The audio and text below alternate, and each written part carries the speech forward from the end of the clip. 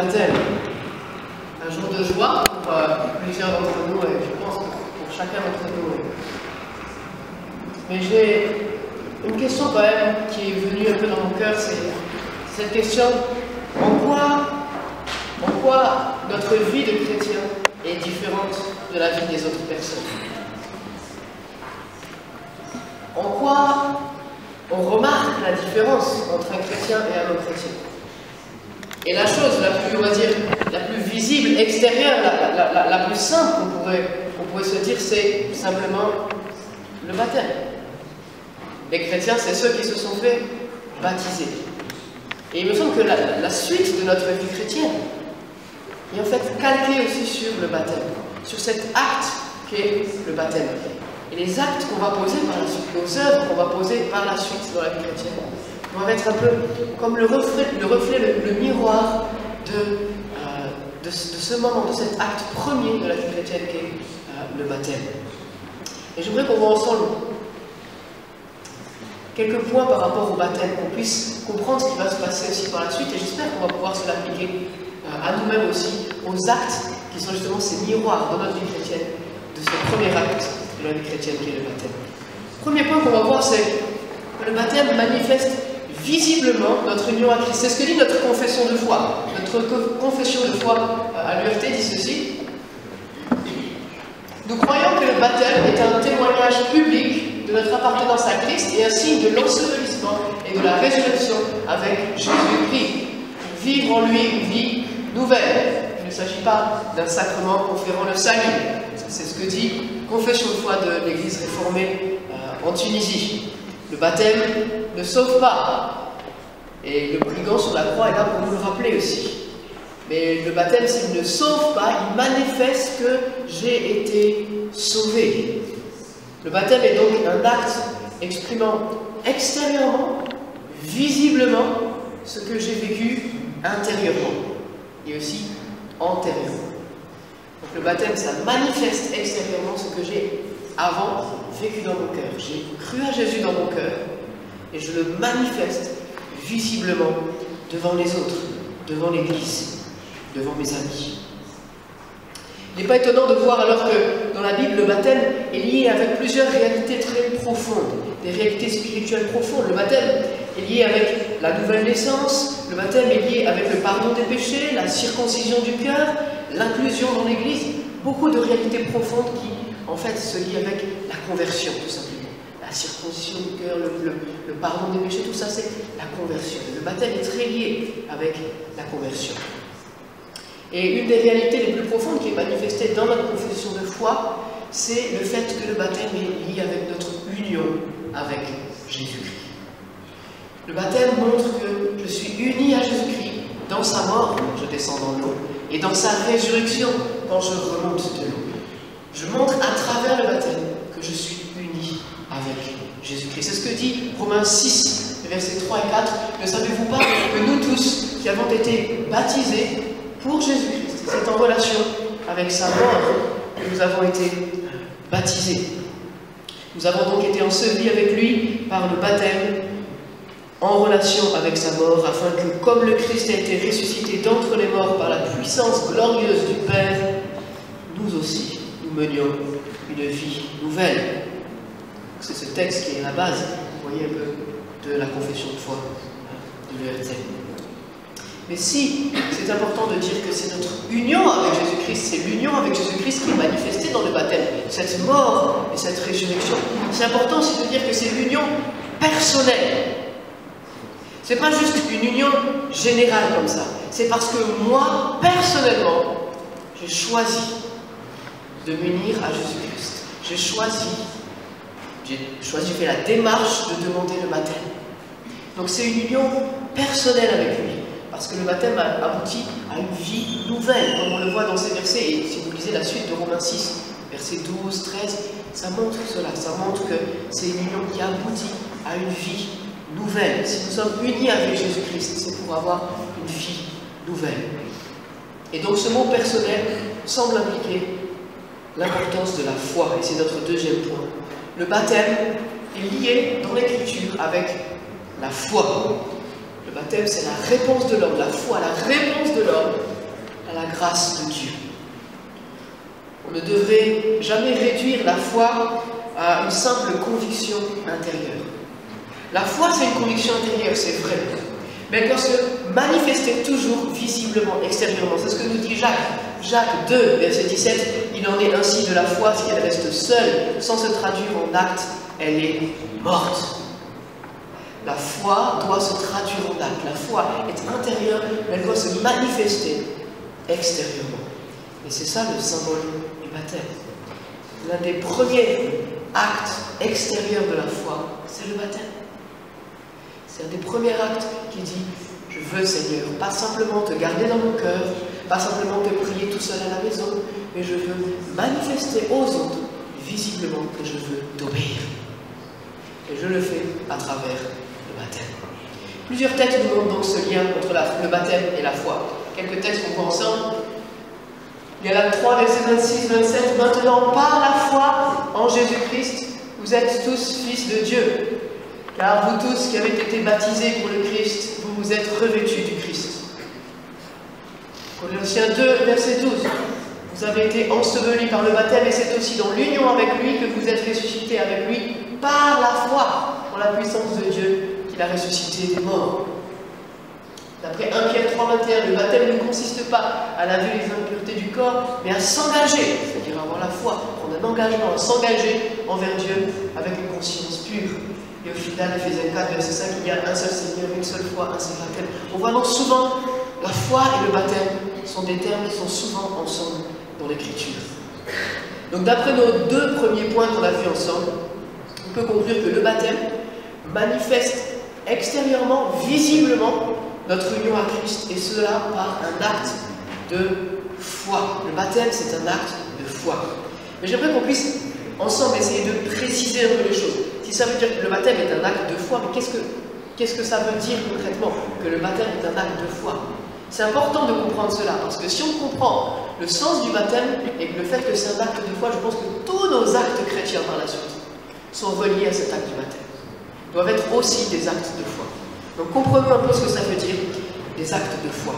Donc, troisième point, notre réponse doit être des actes de foi centrés sur Christ. Des actes de foi, pourquoi?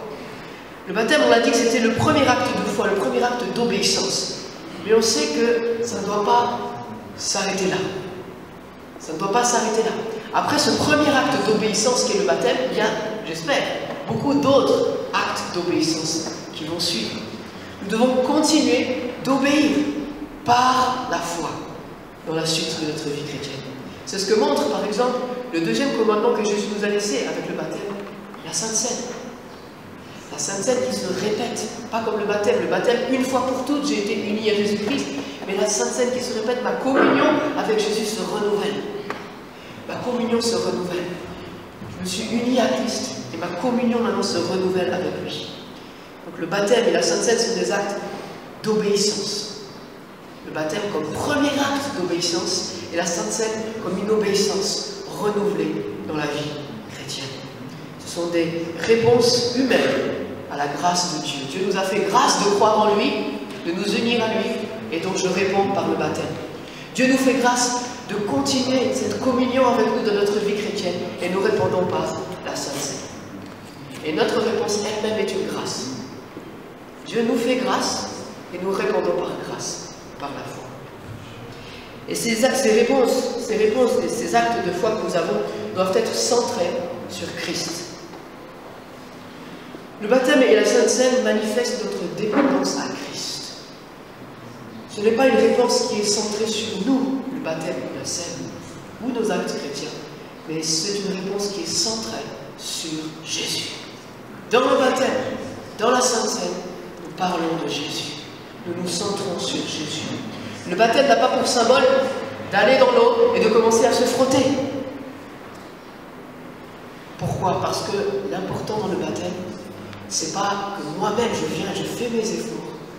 Mais le baptême, c'est se laisser s'abandonner, se laisser tomber dans l'eau et se laisser revenir à la vie. La Sainte Seine n'a pas pour symbole de venir ensemble et on se dit bon, on va cuisiner ensemble et on va se nourrir les uns les autres. C'est pas ça, la Sainte Seine, c'est venir vers Jésus, les bras ouverts, avec rien, en disant, je m'attends à toi.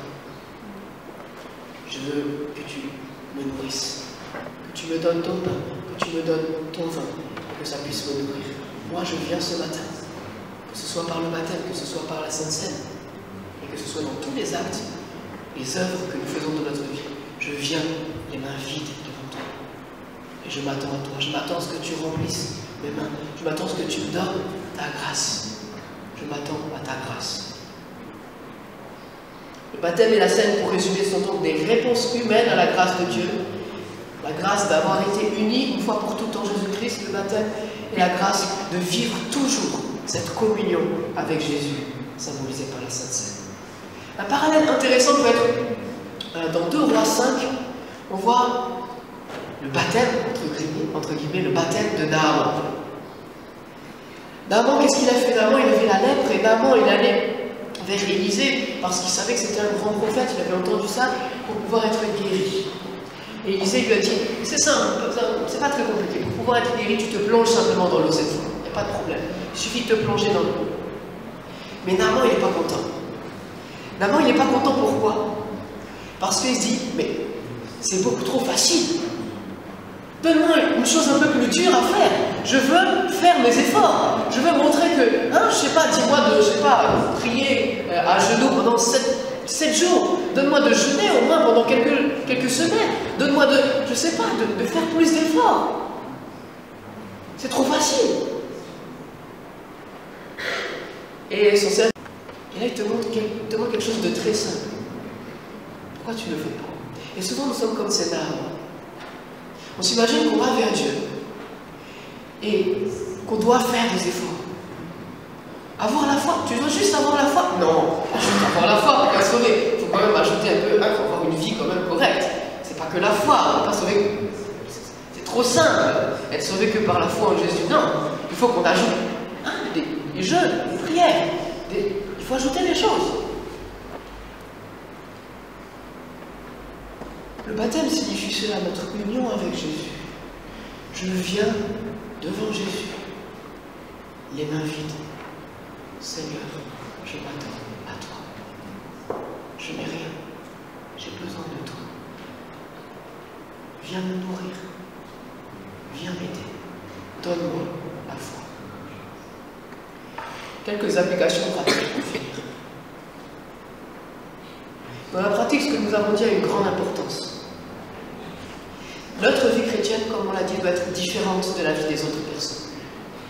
Et elle n'est pas différente parce que les chrétiens sont, je ne sais pas, plus gentils que les autres, meilleurs que les autres. Je ne sais pas vous, mais moi je connais des païens qui sont vraiment des très bonnes personnes. Je connais des juifs, des musulmans, des bouddhistes, des athées qui sont des très bonnes personnes. Parfois même meilleurs, désolé, mais meilleurs que les chrétiens. Bon, pour ne pas vous offusquer, meilleurs que moi, meilleurs que vous.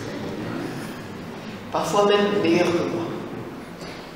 La différence entre les chrétiens et les non-chrétiens, c'est pas tellement qu'on fait plus, on est meilleurs, on est plus gentils. C'est pas ça la différence entre nous. Et souvent j'ai l'impression c'est ça que on s'imagine en tant que chrétien, il nous arrive de, je sais pas, de réagir, de parler comme des bons païens. Je m'explique, des bons païens. Je vous donne un exemple.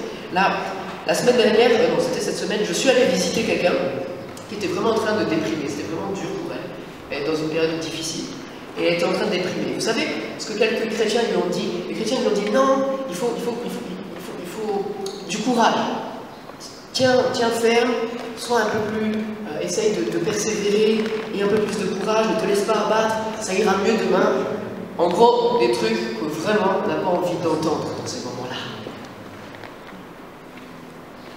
Ça ira mieux demain. Qui te dit ça ira mieux demain?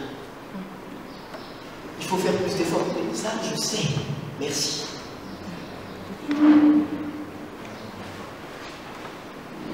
Et je sais que l'intention est bonne. Et moi-même, parfois, il m'arrive aussi de réagir comme ça, mais ces exemples montrent très bien, il me semble ce que j'entends par être des bons païens.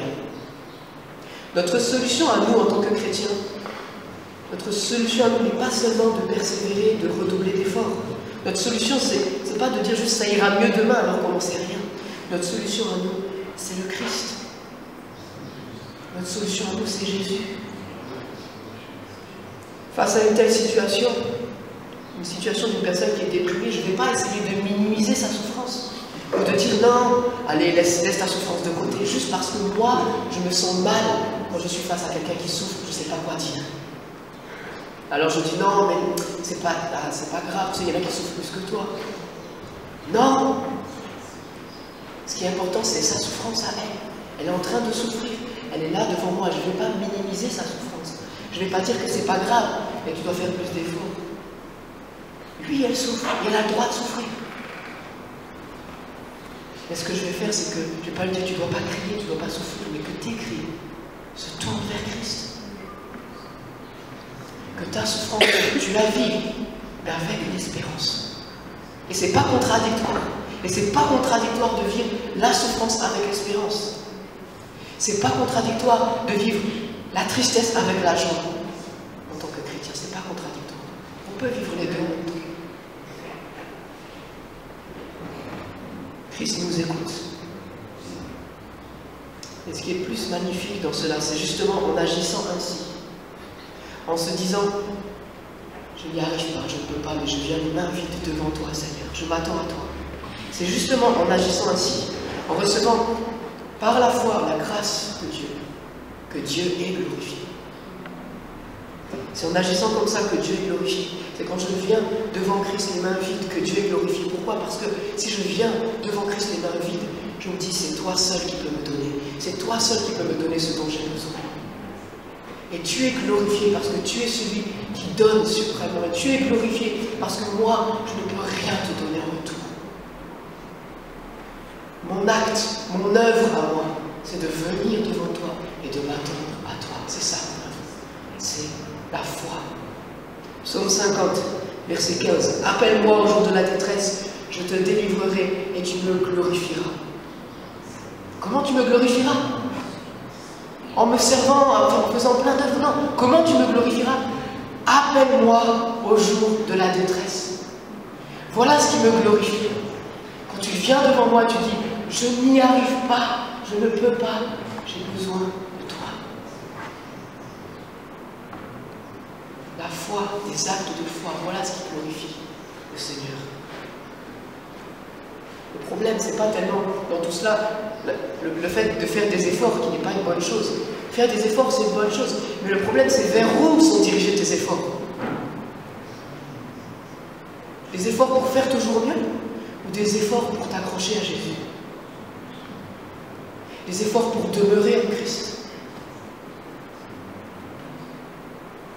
Nos efforts principaux doivent être les efforts de ceux qui se tournent vers Jésus et qui s'attachent à Jésus. Que ce soit dans la tentation, dans l'épreuve. Seigneur, j'ai besoin de toi. Jésus, j'ai besoin de toi. Jésus, viens m'aider, j'y arrive pas. Des efforts centrés sur Christ. Souvent, on entend dire aussi que la différence entre les chrétiens et les non-chrétiens, c'est que les chrétiens, ils ont l'esprit. C'est vrai, les chrétiens ont l'esprit. Et on entend même des prédications, on dit, tu dois faire ceci, tu dois faire cela, tu dois faire ceci, tu dois faire cela. Et à la fin de la prédication, mais n'oubliez pas, c'est par l'esprit. Je ne sais pas si c'est juste à cause d'une petite phrase tout à la fin de la prédication où on dit c'est par l'esprit qui fait que c'est pas légaliste. Je ne crois pas. C'est pas question tu dois faire ceci, tu dois faire ceci, tu dois faire cela, et juste à la fin de dire ah mais n'oublie pas, c'est l'esprit qui fait ça. D'ailleurs, quand je suis dans une difficulté, ça ne m'aide en rien, sincèrement, de savoir que les efforts que je suis en train de faire, en fait, c'est l'esprit qui fait ça. Oui, c'est vrai, c'est une bonne chose, et c'est vrai de le rappeler. Mais en vrai, ça ne m'aide pas. Ça ne m'aide pas. Sur le moment, ça ne m'aide pas. De savoir que c'est l'esprit qui fait, en fait, les efforts pour nous. Dans la pratique, la différence se trouve ailleurs. La différence se trouve en Christ. Parce que l'esprit, qu'est-ce qu'il fait? L'esprit, il vient en moi. Et il m'aide, l'esprit, à me tourner vers Christ. C'est ça le but de l'esprit. Le but de l'esprit, c'est pas viens Saint-Esprit pour m'aider à faire plus d'efforts. Mais viens Saint-Esprit pour m'aider à m'attacher à Jésus. L'Esprit vient pour nous attacher à Jésus. L'Esprit est toujours lié à Jésus. Si l'Esprit vient, c'est pas pour qu'on fasse plus d'efforts seulement, mais qu'on fasse des efforts. Viser vers Jésus, tourner vers Jésus. C'est ça le but de l'Esprit en nous. C'est que nous puissions faire nos efforts à travers l'Esprit qui travaille en nous, faire nos efforts pour aller vers Jésus. Et des efforts joyeux. Des efforts joyeux, parce que je sais qu'en Christ est tout mon trésor, toute ma joie. C'est mon union à Christ que j'ai manifesté dans le baptême, que je manifeste régulièrement dans la Sainte Seine qui fait la différence. C'est mon union à Christ qui fait la différence. Et si nous nous battons maintenant dans notre vie chrétienne, nous nous battons pour maintenir une communion avec Jésus, car nous sommes persuadés, et vraiment intimement persuadés par l'Esprit, que c'est là ce que nous avons de plus précieux. Nous attacher à Jésus, nous attendre à lui, et recevoir sa grâce. Et je reçois toute la grâce de Dieu. Et Dieu est glorifié quand il répand sa grâce sur moi. Je vous invite à la prière.